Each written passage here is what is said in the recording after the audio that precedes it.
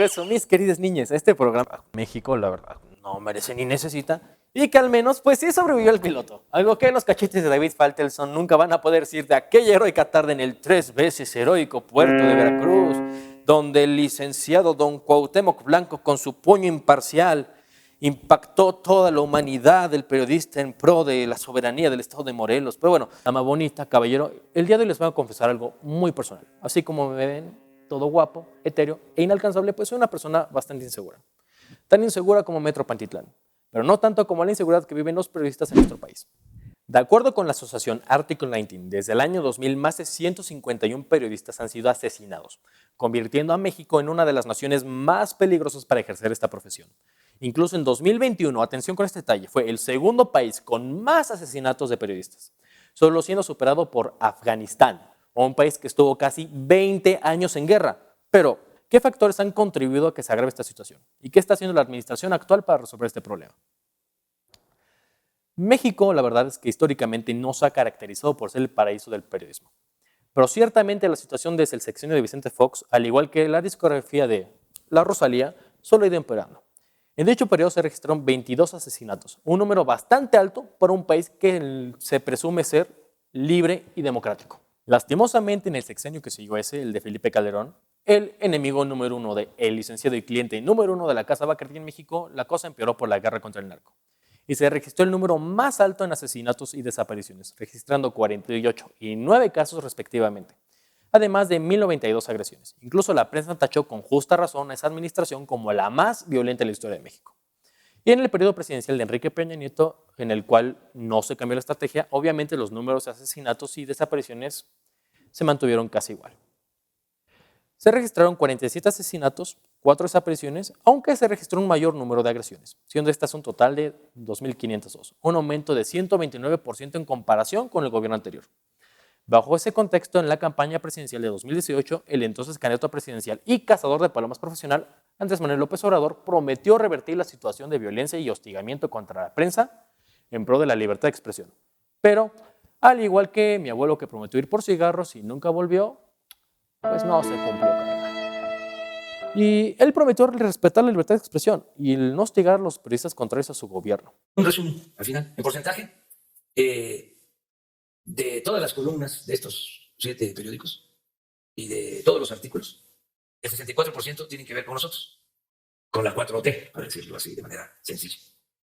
De ese 64%, 10 son opiniones positivas, 23 neutrales y 66.3 en contra, negativas.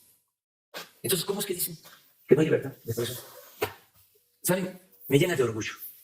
Es un timbre de orgullo el que esté sucediendo esto en nuestro país. Esto es parte de la transformación. No soy masoquista, lo aclaro, pero cuando se transforma, como decía el liberal Ponciano Arriaga, entre más me golpean, más digno me siento. Si ellos están reaccionando de esta manera, es porque vamos hacia adelante. Es decir, se va transformando al país. Y también que se sepa, nunca jamás vamos a restringir las libertades. No va a haber censura, no va a haber persecución a nadie. Se va a garantizar a plenitud la libre manifestación de las ideas, la libertad de expresión, la libertad de prensa. Desde sus primeros días de gobierno, el PRI otorgó un espacio donde los periodistas y ciudadanos podían ir, cuestionar y exigir una rendición de cuentas al gobierno sobre los temas más relevantes del país. Este espacio, comúnmente conocido como La Mañanera, dio la ilusión de que las cosas iban a ser distintas, pero como selección mexicana en cada mundial, acabó siendo una parodia de sí misma. La realidad es que este espacio se ha convertido en el arma política más fuerte del hombre que juró ser distinto, pero terminó siendo igual o peor que sus antecesores. Desde la tribuna de Palacio Nacional no solo se ha desestimado los hechos y se ha negado la realidad de lo que pasa, sino que también se ha atacado directamente a la prensa y a los ciudadanos que han osado cuestionar y no idolatrarlo. Y la prensa, y con su discurso estigmatiza y vulnera a los periodistas. Y además, según el más reciente informe de Reporteros Sin Fronteras, la narrativa presidencial también alienta los ataques contra los periodistas. Hipócritas, sensacionalistas, tendenciosos, entreguistas, golpistas, son algunos de los adjetivos que el presidente usa, y los usa de manera indiscriminada contra periodistas, columnistas y medios de comunicación. Enganchan a periodistas que los vuelven mercenarios. para hacer investigaciones en contra nuestra. Aunado a las descalificaciones y estigmatizaciones, la presidencia de la República no ha hecho lo suficiente para salvaguardar a los periodistas que día con día arriesgan su vida con tal de ejercer su profesión. Incluso periodistas como Lourdes Maldonado fueron a la mañanera a solicitar protección por su vida. Vengo también aquí para pedirle apoyo, ayuda y justicia laboral, porque hasta temo por mi vida. Porque se trata de un pleito que tengo 6 años con él y que salió el laudo a mi favor en la Junta Federal de Conciliación. Sin embargo, hace poco se fue, lo regresaron el expediente y en 3 semanas salió en mi contra, absolutamente. Entonces vengo aquí a pedir ese apoyo, esa justicia, y lo hago porque se trata de un personaje fuerte en política que no pretende pagarme ni mucho menos, ya está metido en amparo, pero lo hago porque se trata de su senador con licencia, de su super coordinador de delegaciones y su candidato, próximo candidato a la gobernatura de Baja California, el licenciado Jaime Bonilla. Por eso estoy aquí, pidiendo su apoyo, porque usted ha dicho que quitarle o no pagarle su sueldo a los empleados es injusto y es hasta un pecado, señor. En ese momento, el presidente pidió al vocero Jesús Ramírez que tomara el caso y señaló que se debía actuar en el marco de la ley. Este domingo, según los primeros reportes, Lourdes Maldonado había llegado en su automóvil a su casa, en el fraccionamiento Santa Fe. Los oficiales que la custodiaban tocaron base y se retiraron. Ese momento fue aprovechado por el agresor para dispararle en la sien. Su cuerpo quedó dentro del vehículo. Pero, como es costumbre en este gobierno, se volteó hacia otro lado, prometiendo revisar una solicitud y pasando a página otros asuntos, porque si en este gobierno no te llamas Tren Maya, Dos Bocas o Felipe Ángeles, no eres prioridad. La verdad es que el país está pasando por los momentos más complicados en su historia reciente, en temas económicos, de corrupción y de inseguridad. En los últimos meses ha habido un recrudecimiento de la violencia, específicamente contra los periodistas. Desde inicios del año se han registrado 6 asesinatos. En paralelo, el presidente y sus círculos cercanos se han visto involucrados en un probable caso de conflicto de interés que tocamos anteriormente en el programa pasado. Vayan y véanlo. Acusaciones que han hecho que AMLO saque uno de sus peores rostros. El pasado 11 de febrero, los ataques contra la libertad de prensa de Andrés Manuel llegaron a un punto de no retorno, al exponer supuestos datos fiscales del periodista Carlos Loret de Mola, quien fue el que expuso el caso de la Casa Gris en su programa de internet. Loret condenó el uso de información, al parecer obtenida de Hacienda, y que además estaba distorsionada según el periodista. Voy a pedir al Instituto de la Transparencia, porque necesito que se investigue sobre los recibos y las facturas y ver si es cierto. Aunque el instituto tendría que ver solamente con funcionarios públicos, servidores de Bueno, algún gobierno. pero No es el caso de... yo también soy ciudadano. No, vamos, pero los ingresos de Loret, finalmente él no es un servidor público, no tendrían por qué informarlos al instituto. Esto se da en un contexto donde los periodistas son constantemente amenazados, estigmatizados y atacados. Lo que hizo el presidente deja un precedente peligroso y nunca antes visto. Esa acción fue una confrontación descarada y autoritaria contra la libertad de expresión y la libertad de prensa. El presidente incluso ha solicitado al Instituto Nacional de Transparencia, Acceso a la Información y Protección de Datos Personales, INAI, información fiscal sobre los ingresos de Loret de Mola. Además de pedir amablemente a otros periodistas importantes como Denise Dresser, Ciro Gómez Leiva o Carmen Aristegui, periodista que lo apoyó durante años a revelar sus ingresos. Sabemos que esto no es un tema fácil y que es difícil recurrir al humor para hacer más digerible el tema, pero la realidad es que nos preocupa y nos indigna que la autoridad esté haciendo poco o nada para proteger a los periodistas y a la libertad de expresión.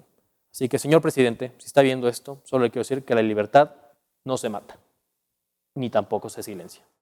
Nos queremos abstener, presidente, de hacerle preguntas, porque los principales asesinos de nosotros son servidores públicos y esa información la tiene el mecanismo. Ayer hubo un par de acciones en la Cámara de Diputados y en el Senado de compañeras y compañeros periodistas que se manifestaron no para respaldar a un periodista en particular, sino para gritar a los 4 vientos que nos queremos con vida y en solidaridad por los periodistas caídos desde Calderón hasta nuestros días. En función de ello, presidente, la mayoría de quienes estamos aquí platicando esto que sucedió ayer, queremos, con todo respeto, decirle que este día no le queremos formular preguntas. Yo soy Guillermo Gutiérrez y bienvenidos a la segunda función del circo.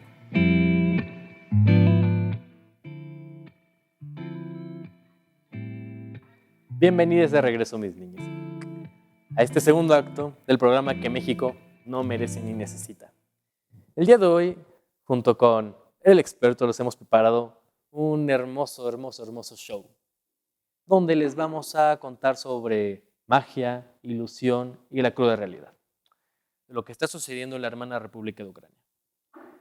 Porque en las últimas semanas, como ya todos hemos visto en las noticias, han sufrido una invasión por parte del gobierno de Rusia.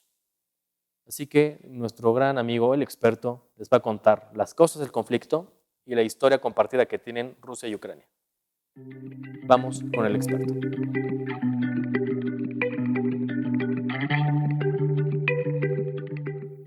Hola mis niños, qué gusto tenerlos a todos ustedes aquí otra vez. Hoy les vengo a hablar de la historia de un perro rojo muy grande.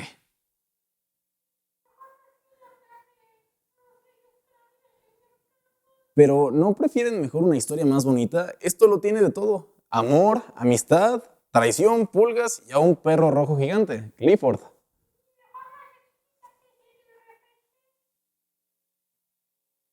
Ucrania y Rusia, ok. Como ustedes saben, el pasado 23 de febrero, la escalada de tensiones entre Rusia y Ucrania llegó tristemente a un punto sin retorno. A las 5 de la mañana del jueves, el presidente Vladimir Putin anunciaba el reenvío de las tropas rusas a la región del Donbass en el marco de una operación militar especial para mantener la paz. La verdad es que no existen palabras para expresar el dolor al ver los recientes acontecimientos, por lo que queremos dejar de lado el humor en solidaridad con las víctimas. Intentaremos analizar las causas que derivaron en esta confrontación el día de hoy. Rusia y Ucrania siempre han compartido un estrecho vínculo histórico que se remonta incluso al origen de ambas naciones.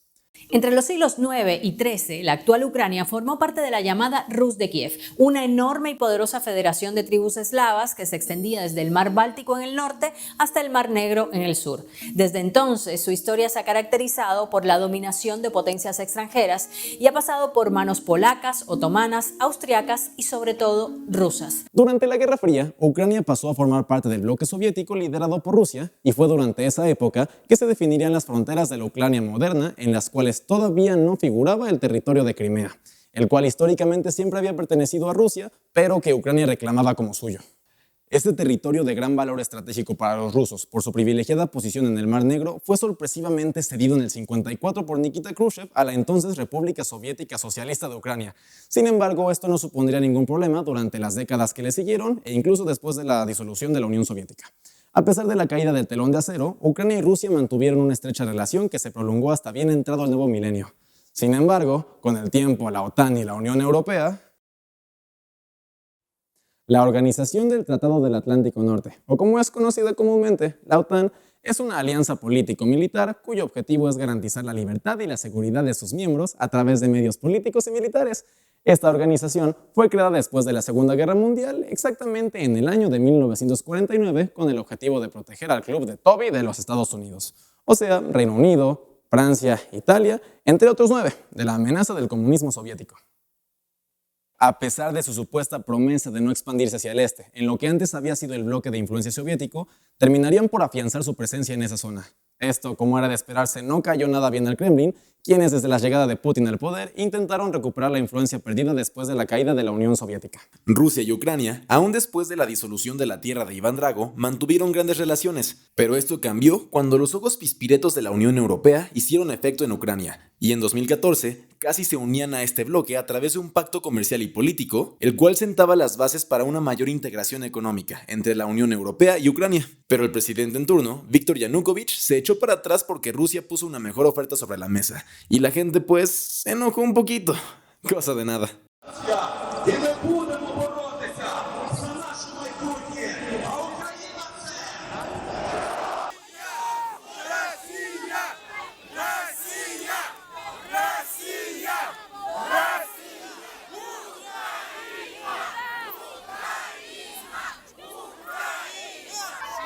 Things are getting government Our investigations suggest that is not the full picture.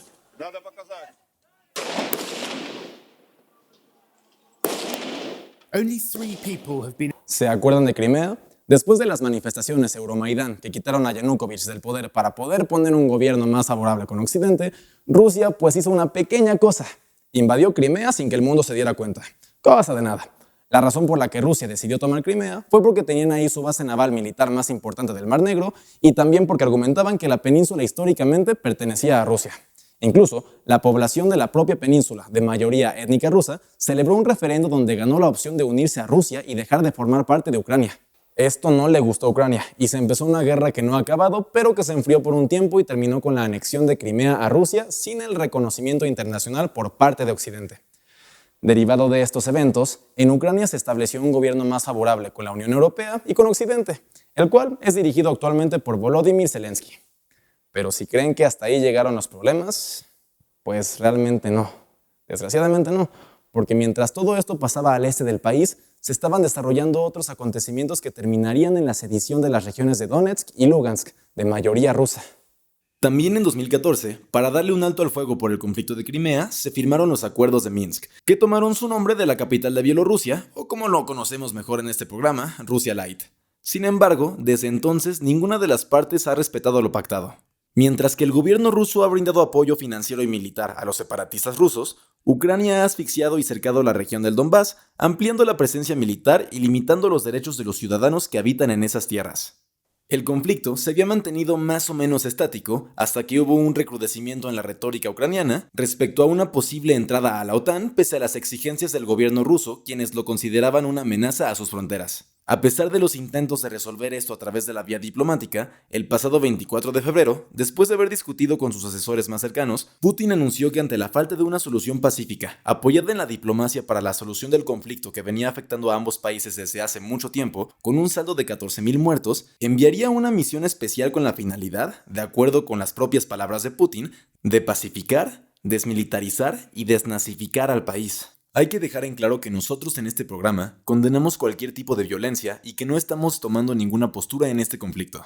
Solo estamos informando lo que sucedió en su momento y de verdad deseamos que esta guerra termine lo más pronto y con el menor daño posible. Y de corazón queremos externar nuestra solidaridad con todas y todos los afectados. Mucha fuerza, Ucrania. Bienvenidos de regreso, mis niñas. Espero que les haya gustado mucho el trabajo que nos trajo el experto que hizo con mucho amor. Y en este programa, primero queremos externar nuestra solidaridad con las víctimas del conflicto. También queremos condenar enérgicamente la invasión rusa a Ucrania, porque nosotros creemos en el principio de no intervención, en la autodeterminación de los pueblos y en la paz entre todos los seres humanos. Estamos hartos de ver guerras. ¿Podemos aprender a vivir en paz? Y bueno, como alguna vez dijo este célebre personaje, entre los individuos y las naciones, el derecho al respeto ajeno es la paz. Yo soy Guillermo Gutiérrez, esto es El Circo y vamos a un corte comercial.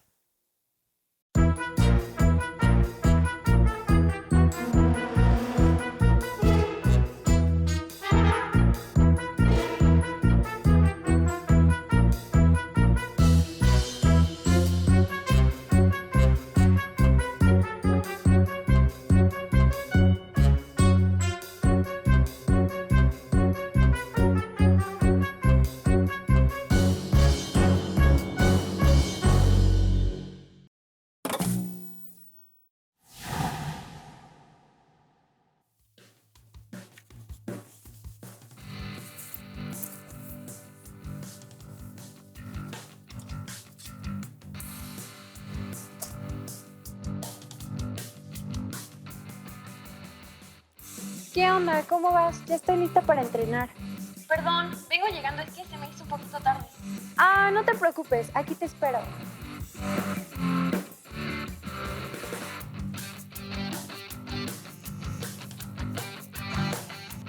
¿Qué pasó? Ya estoy aquí. No te veo. ¿Dónde estás? Aquí en la cancha de fútbol. Creo que no nos entendimos.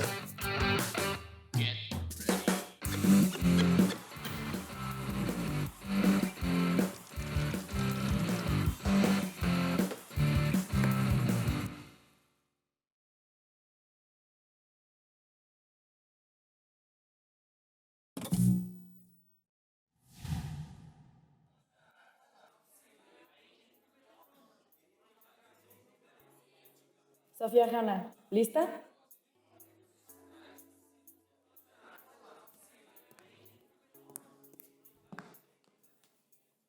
Cuando estés lista.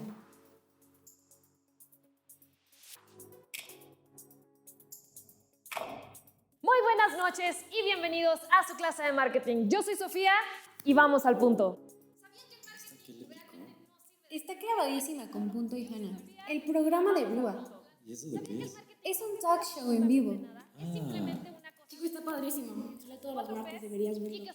No vende café. Muchísimas gracias.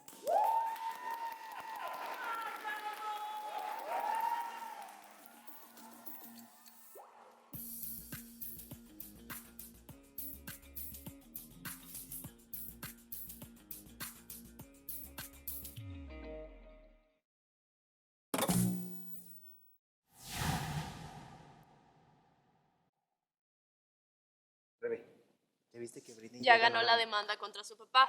Sí, ya sabía. Bueno. No manches. ¿Ya viste que Graco Santalla tiene una hermana? Salió en Luis Miguel la serie y en Narcos. Bueno. Voy a ir a ver la repetición del Villarreal contra el Manchester. Espérate. El Manchester le dio una paliza 2-1. Entérate de todo un poco en Wiki.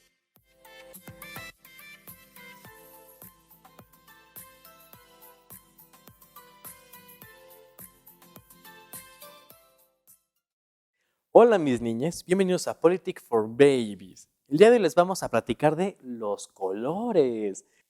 Ok, primero vamos con el rojo, muy bonito, ¿verdad? Miren, hasta da hambre. Y ahora tenemos el naranja. Ay, también tenemos el rosa. Ay, ¿quieren que hablemos de esto, niños? Tenemos temas más divertidos como las fracciones o como verduras. AMLO 2024, chayotero.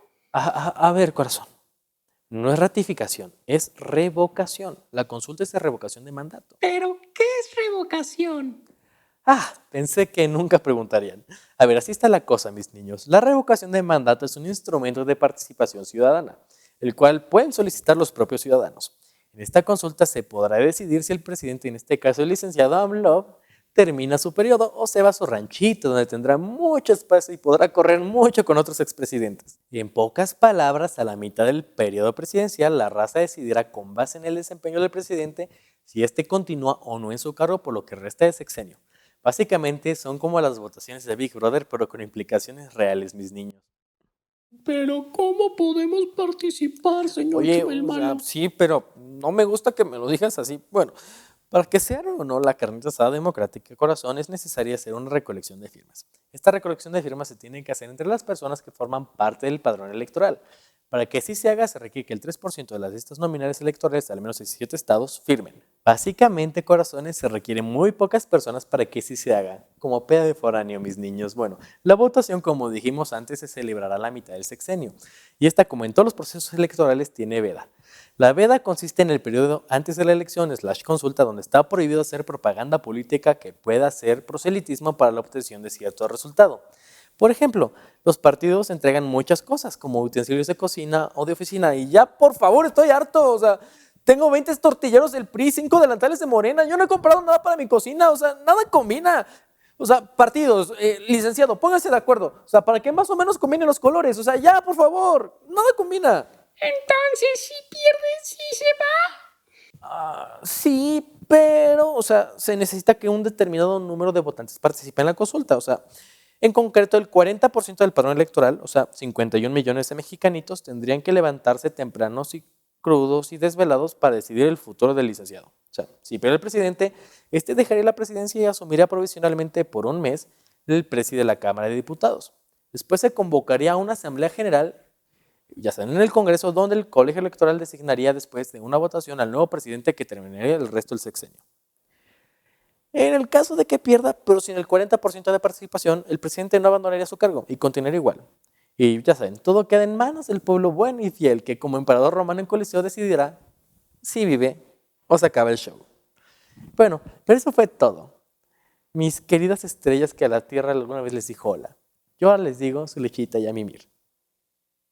Pensé, ¿por qué vienen estos hombres de traje otra vez? No, no, otra vez no.